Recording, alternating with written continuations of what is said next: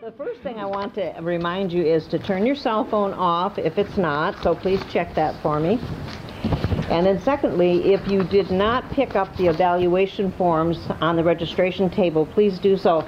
The only way that we can make sure that we're meeting your needs and doing a good job is if you fill out the evaluation forms for us, so we really would appreciate that. So, and then there was also a release form. Did everybody get a release form? And the reason we are asking you to fill that out is because your picture may be taken, something you say may be audio taped or videotaped, and we may place it on a Toastmaster website. And so we're just getting your permission to do so. So it is my privilege to introduce our two speakers. And what I will do is introduce both of them, and then Lihia, the first speaker, will come up and she will present her presentation. When she's done, Aaron will come up and present his presentation, and then you guys are going to get to work because they're going to have some things for you to do. It's an interactive conference.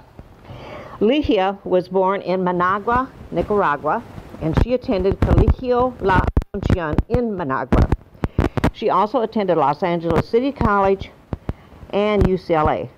So USC fans here, sorry. She majored in radiology technology, and she retired after 15 years as a clinical instructor at Huntington Hospital in Pasadena. Since retiring, she's been affiliated with humanitarian organizations.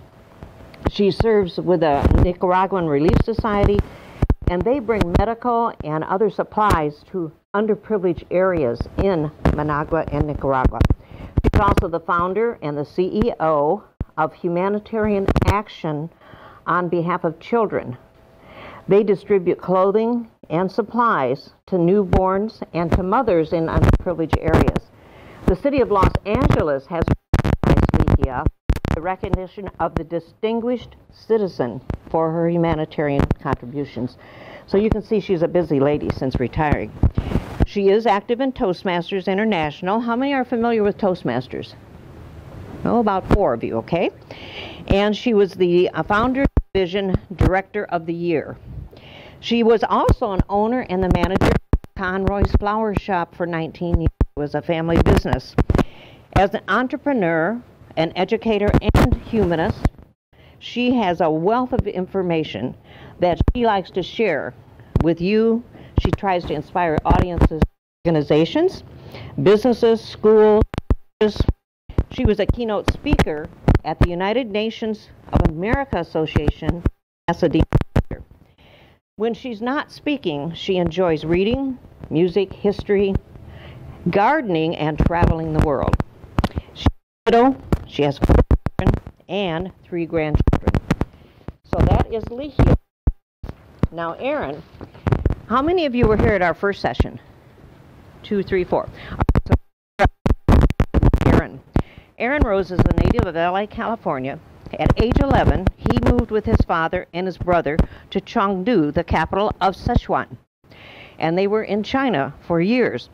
After returning to California, he majored in Chinese at UC Santa Cruz, and he completed a graduate degree on a study abroad program in Beijing. He met his wife there, Carolyn, and he also taught English and designed a curriculum for schools and companies, second grade all the way through university level, and for corporate executives. When he returned, he founded Maven Learning Resources. Now, this is a company that helps middle school and junior high students prepare for college.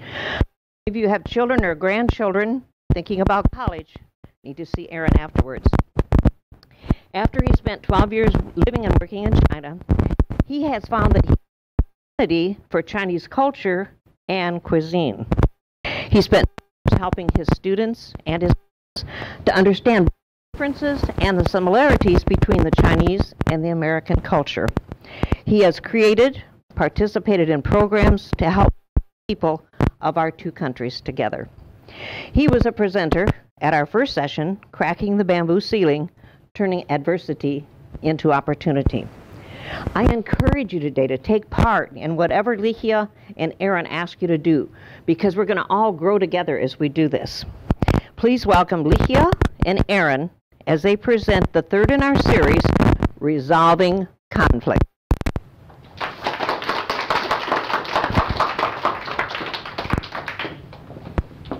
Thank you, Judy.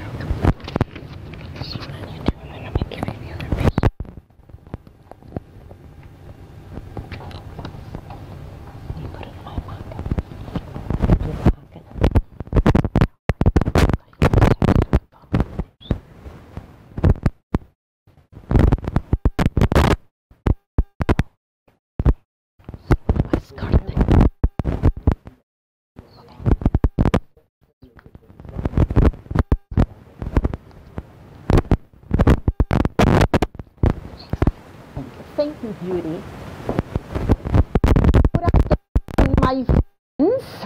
My name is Lisa, and although I am not Chinese, I was born in Nicaragua, and many of my experiences as a newcomer to this country is similar to yours, because our culture is different. And when we enter a new environment, of course, there is a clash. We don't understand why people do things or why they don't do things the way we think they should be done. So right then and there, we have a conflict, just arriving, because we are different. Now, that doesn't mean anybody is right or wrong. We are right, they are right. But how do we come together to agree on that assumption? That is the key to be able to survive and triumph at the workplace. It is the understanding of two different points of view, both of them right, but we need to meet somewhere in the middle to be able to work together. So, what is conflict? A conflict will be a situation in which we express opposite point of view. Again, opposite. They are not right or wrong. They are just different. To be different in a way that prevents agreement. Right then and there, our conflict is escalating. Now we are not only saying opposite point of view, we are getting into a disagreement. A clashing disagreement. And finally, conflict is lack of harmony. Conflict is natural. It is part of who we are. There is conflict because we as human beings have all kinds of emotions, traits, gift, love. We have envy. We are ambitious. And when all of these traits go into the workplace, what happens? They lead into disagreement and conflict because we want things to be done the way we want, because we think we are right in the process of achieving those goals. So what do we do? Human nature already is making us ready for conflict. How do we control these emotions? How do we control these traits that are wonderful, to be intelligent, to be aggressive, to be creative, to love, to have friends? Those are wonderful traits in the human person. But they also tend to bring conflict. It is natural. We have to accept conflict. We have to embrace conflict as a form of growth. We cannot escape conflict. It's going to follow us everywhere we go. It's our shadow. But we can make that change 360 degrees and use conflict an area of growth, develop new ideas, be creative, establish a common goal with the workforce. In that way, conflict is going to be very positive.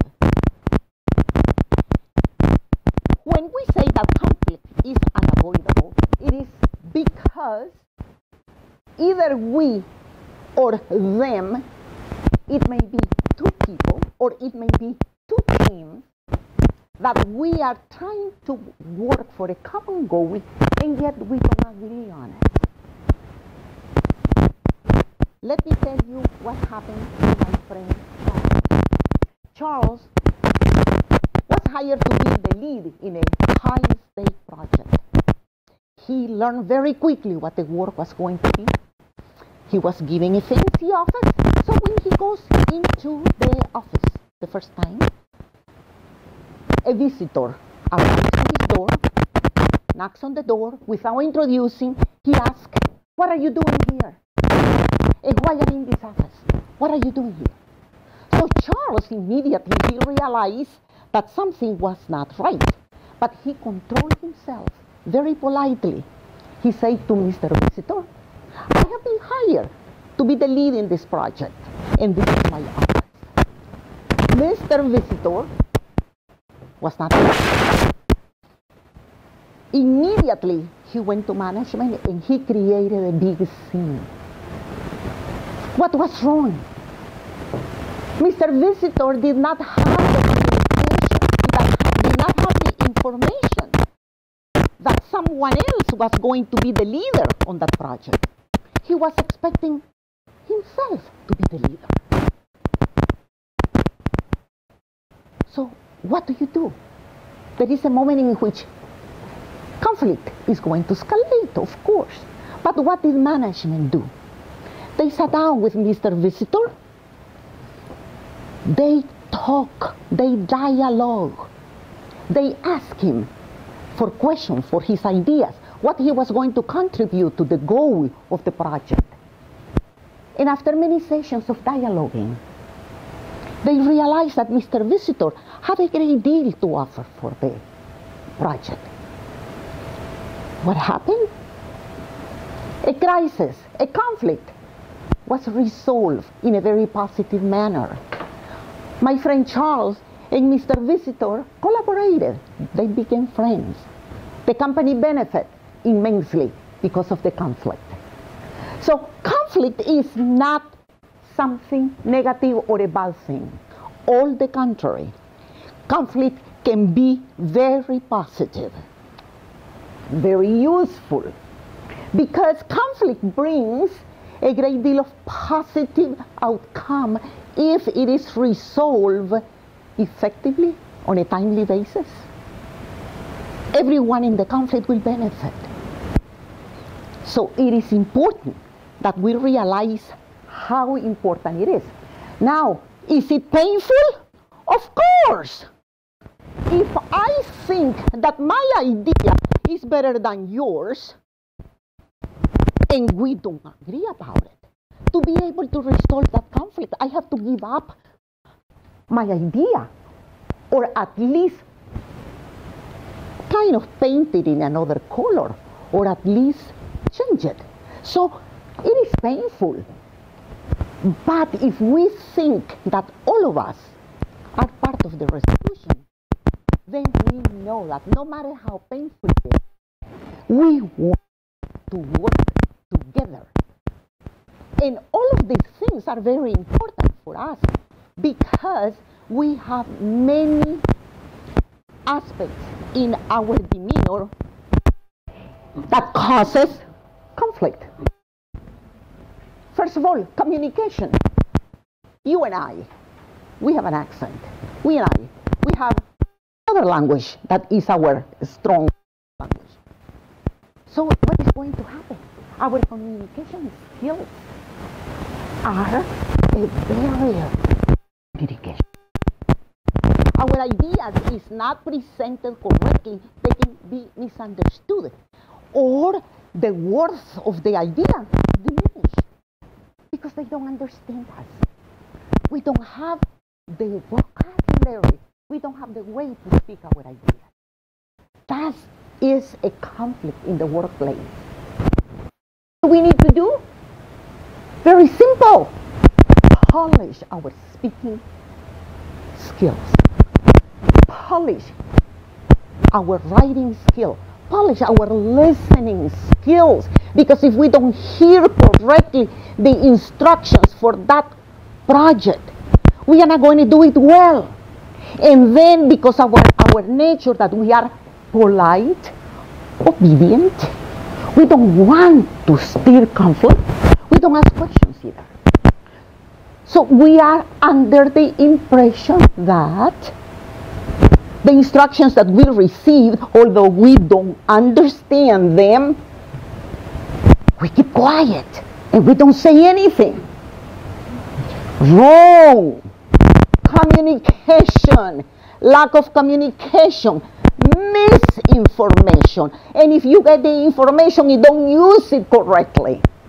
One of the main reasons for conflict in the workplace. Communication goes back and forth. And I love this graphic. Because what I say might be perceived differently to you and to you. What I meant for you, something that will be clear and concise and precise, is not for her. So we have to be attuned of what we say. And with information, make sure you ask for the correct communication. Better yet, ask instructions in writing so you can read them again. When verbal communication happens, you miss a lot. And then you forget, and you are emotional about it. And then all of a sudden, what did he say? What did she say? And I don't remember what she said. So be proactive. Ask. And better yet, like I said before, written information is the best bet. Emotions. Emotions. We all are full of emotions. We love. We have an ego the size of a building. We have anger. We have ambition. We are creative. We are innovators. We want to win the Nobel Prize. So these emotions are and whatever you do at the workplace, emotion counts. Now, in my culture, we are taught to control our emotions, not to say how we feel. Remember, we are polite. We do not question. You swallow your emotion. You swallow your anxiety. You swallow your fear. And that's a no-no. Emotions can be a great weapon for you to survive if you control it completely. You need emotions to give you that adrenaline that is going to give you the strength to conquer a goal and to conquer the relationships at the workplace. But don't let them you. You have to control your emotions.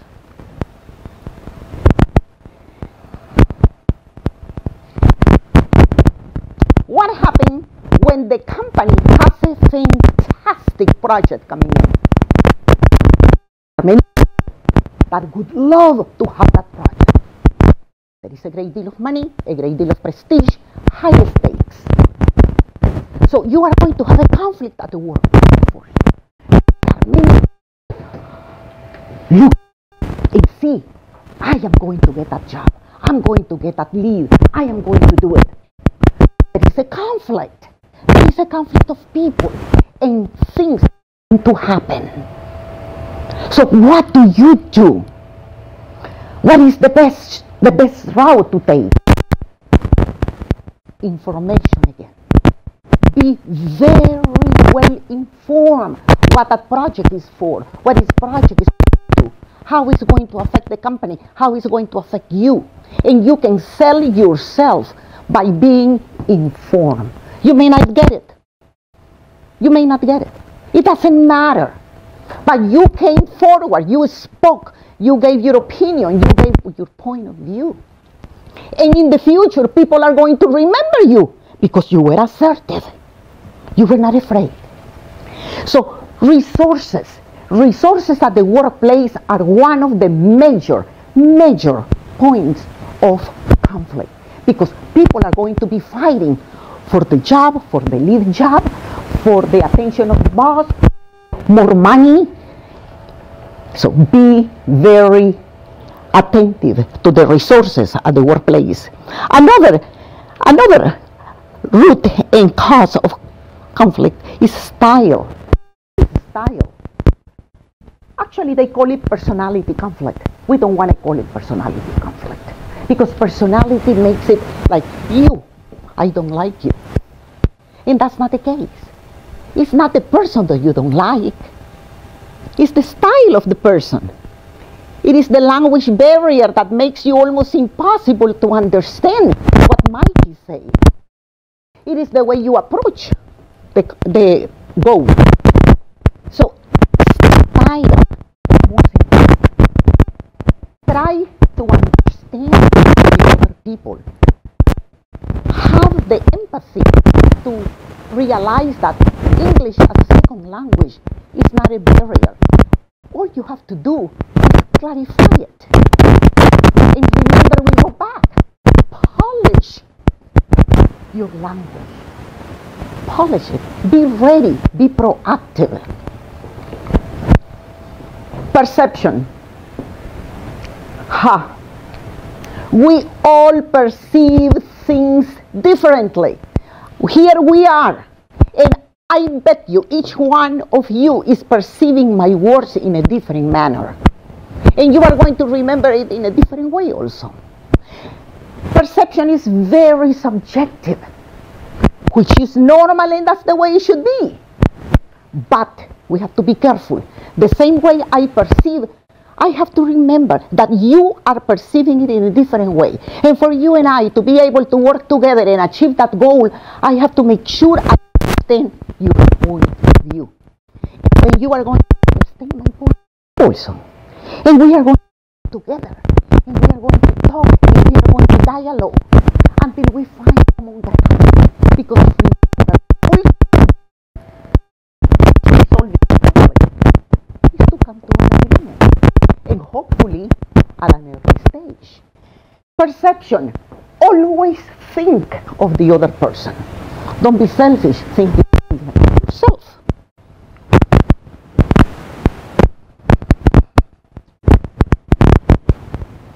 Resolution. Many universities, School of Management, have ideas to resolve. And here we have my friend Aaron, who has the best ideas.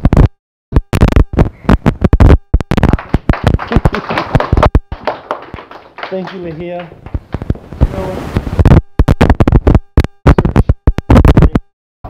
Thank you. Oh, I need microphones. Excuse me. Well, they might be more interesting than my presentation. I think you have two microphones for me, Lee. Right, you need another. One is not enough to say. See, we have a conflict. We encountered quite a few conflicts. How am I sound? Do I sound okay here? All right. So in researching for this presentation, we encountered quite a few conflicts. How to resolve conflicts, as many approaches as there are people in the world to resolving conflict.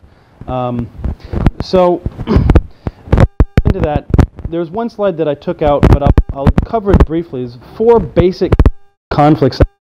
We have man versus man, man versus society or group, man versus nature, and man versus himself. Now I use man as the non-gender man. So actually, man versus a group versus nature and self. In my opinion, all come down to the most fundamental, which is man versus himself. And almost any conflict that you look at has its roots inside of us. And if we're able to change, then we can make the towards resolving conflicts, whether they're in the workplace, in a romantic relationship, or in an exchange with someone selling you a product that you're not happy with. So, I want to ask you guys to think for a second, how do you approach conflict? What is your approach when conflict comes? And these are kind of another categorization, general categories of how we as individuals will approach this. And so you see, we have two sliding scales here. One is in terms of our cooperativeness or our concern for other people, and the other is in our concern for ourselves and our assertiveness, right? And so at the bottom left of this graph, you have avoiding conflict, which is, I think we can all agree, the least constructive way to approach conflict. When we avoid conflict, what we do is we reduce ourselves. We shrink down and we start to just go into our little corner, and the things that we want get further away, and the ideas that we want to share stay inside, and we get frustrated and we run away. Oh my God, life is terrible, right? So, but people do approach conflict like this, and I know at many times I approach conflict like this, and I'm sure you've all experienced that. So think about that when the next time you have a conflict come up. The next form would be accommodating, which is we're trying to help the person. And I think in Asian culture, accommodating a conflict, especially when it comes from a superior, a manager, is kind of the go-to approach, right? If your boss tells you march backwards with your feet sideways, try to figure out how to do that because right? And to an extent, but accommodating, as helpful as it is to the person who is asserting themselves on you, can also end up ultimately bringing you back to this avoiding conflict because it's so frustrating to always be accommodating to others. So then you have the other side of that, which is we have our big fat boss here at the accommodating friendly helper. Maybe he should be up here pointing at this guy because that's what happens, right? You have someone saying, this is the way it's going to be, and I don't care what you think. That's my resolution. You do it, right? Conflict is over. Talk back, right? That's one way to resolve conflict, right? And when that escalates to like a national level, that turns into who's got the bigger military, right? So, you know, that happens in the workplace and it happens on an international scale. And then in the middle, we have the compromising, which is probably what people think of as the best form of conflict resolution, where I give up a little bit and you give up a little bit and we come together and we're all satisfied, right? We're all okay because I know it's fair. And I would pose to you that actually this is probably the second best form of conflict resolution in my mind. And my favorite would be this collaborative problem where we don't back down. We don't try to accommodate the person who we're in conflict with. We actually run towards the conflict. And at the same time, we run towards this conflict with the idea of helping the other person who's running right at us, right? And maybe it's kind of like that slow motion romantic scene where two lovers see each other and they embrace in the middle. It's too ideal. But a collaborative approach to problem solving is what gives us most of the great invention in the world, right?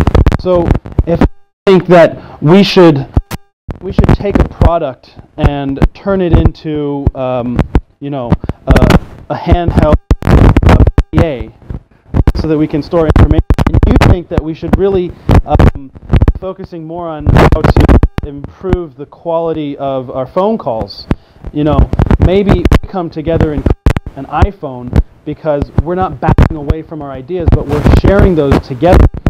create that situation, right? And so this is where conflict has the highest value to an organization or to a relationship.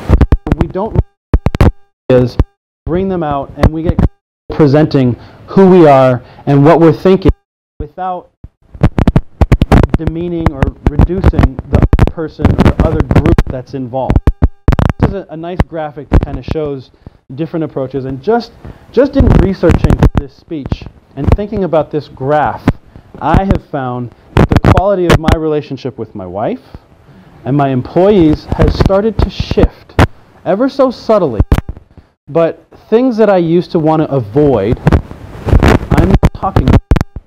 And things that I used to be frustrated with, we're now engaging in constructive conflict and making little steps towards what I consider to be a better relationship. And that's really what it comes down to in terms of utilizing conflict in our lives. So next I have some tools for conflict, but before I tell you about that, I want you to brace yourself, because when I'm done talking, we will all be engaging in conflict. Everybody in this room, I hope you're ready, so fair warning, we're going to be shaking things up here in a few minutes, and you will all be able to exchange and get involved in conflict with each other. So hopefully these tools will be useful to you while you're doing that. First tool is listen to understand. Now most of the time when we're listening to somebody, and especially when there's a conflict involved, we're listening with the idea of how do I state what I want to say next. Anybody guilty of this? Yes. I'm guessing all of you. Only because I do this all the time. As a listener, especially engaging in a conversation, it's important to be able to really quiet that internal dialogue so that we can listen to the person who's talking to us and not turn them into just a voice box that like, okay, when are you going to be done? So I can say what I want to say. Okay, I'm listening. Don't listen politely. Listen to understand. Connect with that person. Dialogue, right? You can't just listen. You also have to exchange and keep things moving back and forth, right? I think that's pretty self-explanatory. If all I do is listen to understand, then I end up moving down in that box to that either conciliatory, where I'm just saying yes, okay, or running away, right? So you've got to go back and forth. You can't just listen, you have to also share. Empathize. You've got to understand what the other person feels. And conflict is, as we said, painful. Right? So I thought this image does a great job of, when you're so frustrated in the middle of a conflict and someone is angry and you know that you're right and they're right and no, they're not. They feel just as bad as you do. Right? And we forget that because we're at the center of our universe and they're somewhere out in the periphery. Right? So remember that they're in the center of their universe and they have probably the same emotional state that you do when you're engaged in this conflict. And if you do that, you can disarm them and yourself and work towards that collaborative approach that we talked about. Be creative. Think outside the box. Conflict is there to teach us that something new is about to happen. If we just want to stay in our little box and defend our point of view, even if we understand somebody, well, okay, I understand what you're saying, but I'm right. It doesn't matter, right? You have to be able to take this new information that this conflict is presenting to you and then think, what does that mean? How do I use this? I want a PDA and you want a better telephone. Right? How do we put these two pieces of information together so that we can do something better? So creativity and conflict is key to innovation and using conflict for bettering ourselves. Confidence. Now, conflict often attacks our emotional state, and that undermines our feeling of who we are. We start to feel like, well, okay, either I'm right or you're right. And if if you're right, then I'm wrong. And if I'm wrong, this is terrible. Nobody likes to be wrong, right? By remembering to maintain your confidence inside of a conflict situation, that you can get to a better place through this process, this painful and arduous and demanding process of conflict, the other person will also be put at ease. Because when you're talking to somebody who is insecure, you start to feel insecure. You start to wonder, right? And by signaling confidence and being sure of yourself, you can actually help the person who you're in conflict with to feel confident to share with you too, right? And this is a tricky one, because just thinking, okay, I'm confident because I'm right, doesn't quite cut it, right? But confident that we, as a team, can create a better solution is what really I'm talking about here when I'm saying remaining confident. So being confident that you, but the other party involved, can come together and figure things out. Remember, when you're engaged in conflict, there is another person involved, and it's the problem that needs to be the focus. When you attack the person instead of the problem, that's when conflicts escalate. And that's actually probably the main reason why people think conflict is bad. Right? How many of you would say that emotionally you feel conflict is bad, or it hurts, right? I would say I'm partly in that category. I'm trying to get out of that category, but it's hard because, you know, we want to attack the person. If you don't agree with me, there's a really simple way to solve this problem. I kill you. Right? End of conflict. You're gone. I'm right. I win. That feels so good, right? Except for the other person, and then their friends and their family, and everybody's going to come after you after that, right? So remember, look at the problem and put the problem as the main focus in the conflict. That will also allow that person to connect with you and diffuse all of those really intense emotions that take conflict and turn them into all kinds of wars and battles and real big problems. I'm having trouble going the right direction here. Okay. Look forward, not backward. Now, I have to go back to my wife because she has been such a help in teaching me the importance of looking forward.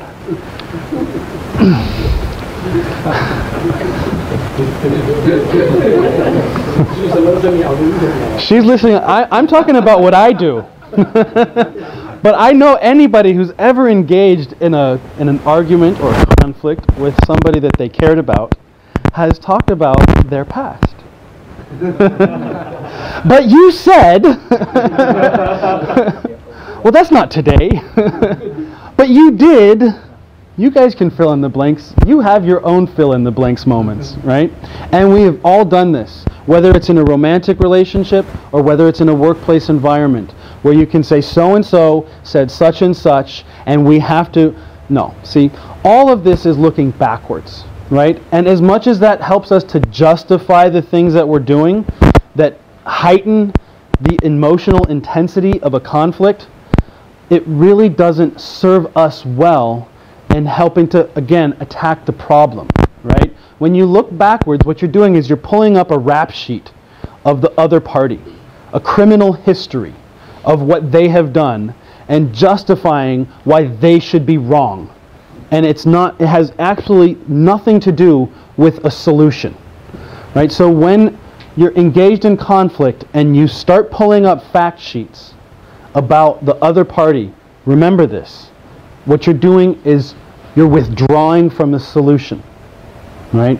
You've got to look forward. How do we take all of this stuff that we know that's floating around and so hard to make sense of, and take one piece and put it down, and another piece and put it down, bring it forward. That's true. Right, guys? We never did say, hey, 2 years ago you forgot by my... we never did that. Well, I'm going to ask the women to respond to that. Well, I can respond that because men always think they are right. Yeah. And here again we have the brilliant beauty which is conflict, right? And actually, honestly, if not for that conflict between men and women, we would never have romance. We would never have love. We would never have children. And we probably wouldn't exist. We wouldn't be here if it weren't for this conflict, right? Because this conflict is actually the heart of creativity. It's the heart of what brings out the best in us, right? There's so many people who talk about war being a great thing, and I actually don't really think so, but it does serve one very good purpose, which is the advancement of medicine. We have lots of practice in the battlefield. We have the advancement of technology, and all of these great things that come out of conflict. Now, it doesn't make me a proponent of war, but it is a proponent of conflict, right? And why conflict is helpful. So, yes. Remember to stay calm. It's hard for me to stay calm just talking about conflict. The hardest part. This is the hardest part, right? And that's why I chose this image, because I don't think it's really possible to do that. Actually, if you think about it, this guy is going to be the target of all of these people. They're not going to, they're going to take this guy out, right? So you can't actually do this activity when you're engaged in a conflict, but you have to remember, take a breath. What you're about to say is probably not as important as you think it is, because it's probably either looking backward or pulling up some fact sheet about the person and not the problem. So calm down and think about the problem, and hopefully by remaining calm you won't get that emotional escalation, right? When can't do it, right? You get involved in this process of back and forth, and all of a sudden you've been arguing with somebody and you don't even know what it is you're fighting about anymore. It's like 90+% of all of the arguments and conflicts that happen are all about our emotions, the emotional baggage that we carry, and very little bit is about actually the difference of opinion or fact or what needs to happen, right? If we just learn to control our emotions and stay calm, we will probably see that there's really no conflict at all. I just didn't like how you said that. I didn't like how you looked at me when you said that. What do you mean by that? Well, all I mean is I think that seat is a little bit crooked, right? You think I'm looking at you sideways? Right? So remain calm and try to remember that there's another person there who needs our help. And when all else fails, find a mediator. I like to be able to avoid this final step, because to me, in some ways, this feels like failure to resolve conflict. If you have to get somebody else involved, it's like I'm not good enough to do it myself. But sometimes the problem does get to that level where we need an independent third party. We need somebody to come in and say, hold on a second, guys. You both have a good point here.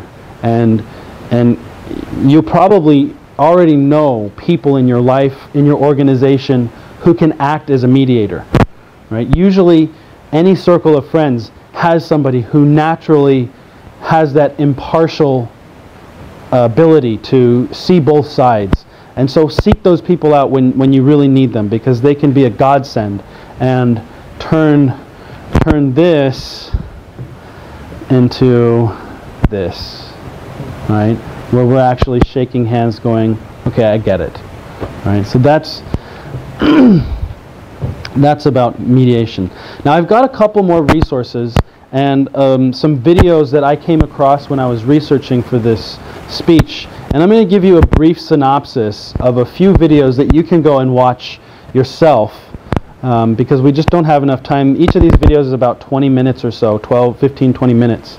So Jim Farrell, in his TED Talk, talks about the heart of conflict. And he starts his speech with the idea that we like our problems, and that we enjoy being in conflict with each other. He talks about how the consequences of objectifying people and escalating conflict are very profitable to us personally. Right? You can think about in a wartime situation where we need to label the enemy in order to go kill them, in order to go take their resources, in order to go take whatever it is we want from them. Right? So in that sense, objectifying people and heightening and escalating conflict can be very profitable to ourselves in a short term. Right? He talks about the need that we have to be justified. Right? And that objectifying other people allows us to justify our own actions. He gives a great example about how I have this piece of information which I need to share with Dankai. But then I think, maybe not. And as soon as I make that decision, I am going to start justifying my behavior by objectifying him. Right? Well, Dankai's lazy because That's not exactly what he is. because this is my own internal dialogue. I'm going to say to myself that I don't want to share this information with Dankai because he's lazy. If he wasn't, he would already know this. Right? And plus, he's also selfish. He's not sharing information with me. Right? And after I start going down that path, I'm going to start telling other people about how bad he is. Right? I'm going to say, you know, I would never say this about anybody, and I wouldn't believe it if I hadn't heard it myself, but Dankai said such and such. Can you believe that? And now, all of a sudden, I'm drawing you into my team. We're forming a faction against Dankai. And if Dankai has the need to be justified himself, I'm giving him all the fuel he needs to do exactly the same thing back. Exactly. and so now you see this these factions forming because one person isn't enough. I need more support. Right? Now I'm going to go and try to get everybody to see what a bad person he is because I didn't want to share information with him. Right? Something so simple. This conflict arises from a simple objectification of another person to justify my own behavior. And that's why we love conflict. Because it makes us right. It makes what we do acceptable, even though in our hearts we know it's not. That's a really profound one. And that, I think, goes to the core of why we engage in conflict, at least at one level. Right? And I would say this would probably be the worst type of conflict, where we're really not trying to resolve it. We're trying to engage and multiply it and make it bigger and worse. So think about when you're engaging in conflict, what does it mean about your need to justify your actions, and how are you objectifying the other side instead of listening to their humanity? He closes this talk with the idea that when you allow the humanity of others into your heart, you're able to move humanity. And it's a pretty profound idea. It talks about Nelson Mandela and Gandhi and King, and how they were committed to putting the humanity of even their worst enemies above justifying themselves and trying to teach and share that message. So this is what he's about, and I highly recommend his video. Margaret Heffernan talks about how conflict can help us to increase our thinking. She gives some amazing examples in her talk, and most of it is about a woman scientist who was researching cancer, I believe in the turn of the century, in the early 1900s, right after the X-ray was invented. And her research showed that a large percentage of babies that had cancer correlated to mothers who had been X-rayed when they were pregnant. And she rushed to publish these findings because she only had a limited budget, like a £1,000 grant from the British government, but nobody was ready to listen because X-ray was brand new technology, it was the new thing, and doctors also weren't ready to accept themselves as doing harm. Doctors think of themselves as helping people. And you're telling doctors to think of themselves as causing cancer. You know, the big C, it's like, you can't accept that. So it took her it took over 20 years before people were actually able to accept her research and stop x-raying pregnant women. But the key relationship that helped her to improve and refine the quality of her findings was a colleague who was kind of the opposite of her. And while she was very outgoing, he is very inside. He likes to be by himself, look at numbers, do analysis, and all of this. And he took it on as his job to disprove everything that she found. And this creates a natural cycle of conflict. She comes up with a theory, an idea about the results of some research, and he says, well, it could be wrong like this. And so back and forth they go, and this conflict, you can see how beneficial that is to helping her really get down to the best possible theory and result. And that same type of back and forth conflict is what, again, fuels innovation, creates better thinking, avoids the echo chamber of corporate life where I am the authority, I am your boss, I say it is this way, and you say, yes, sir, even though you haven't thought about it, or you have, worse, and you know that's wrong, but he's the boss, so yes is the answer, right? So she finalizes this with the idea that there's only one place in our education where we're taught to question authority, which is when you're defending your doctoral thesis, right? Which is you have to set up several points that you have as assertions, and in front of a group of authorities, you know, deans or professors who are experts in that field, at the top of that field within your institution, you have to defend yourself to them. And so this is a great practice, but it's too few people and it's too late in life. Because if we were able to start standing up for our ideas and defending our ideas in a healthy dialogue from an earlier age, then it wouldn't take 20 years for us to figure out why we're killing our babies with x-rays. It wouldn't take 20 years for us to engage in conflict, or hundreds of years for us to have wars with people because of disagreements about how to identify with religious ideas. Because we would be able to engage in this back and forth, this healthy conflict. So Margaret Heffernan, another great